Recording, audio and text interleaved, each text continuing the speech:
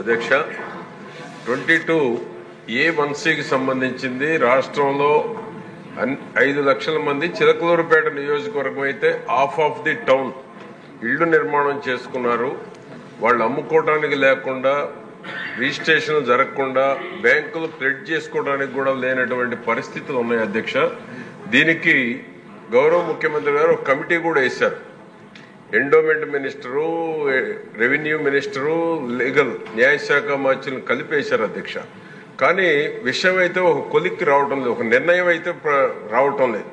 దీన్ని అసలు ఏ దశలో ఉంది, ఈ కమిటీ ఏ దశలో చర్చల్లో ఉంది, ఎప్పటికి దీన్ని పరిష్కారం చేస్తారు?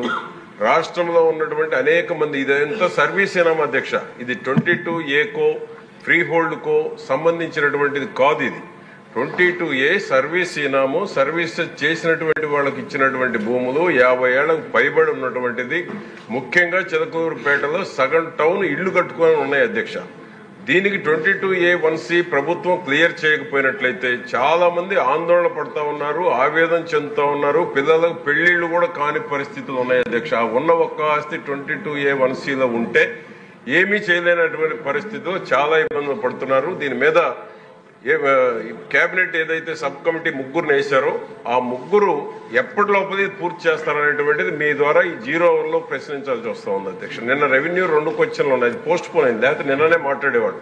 కాబట్టి దయచేసి ఈ 3 మెన్ కమిటీ ఎప్పటిలోగా ఈ 22A1C ఒక క్లారిటీ రాష్ట్రంలో 5 లక్షల మందికి ఇస్తే బాగుంటుందని నేను మీ ద్వారా వారిని కోరుతా ఉన్నాను. For more videos like this, subscribe Big TV channel.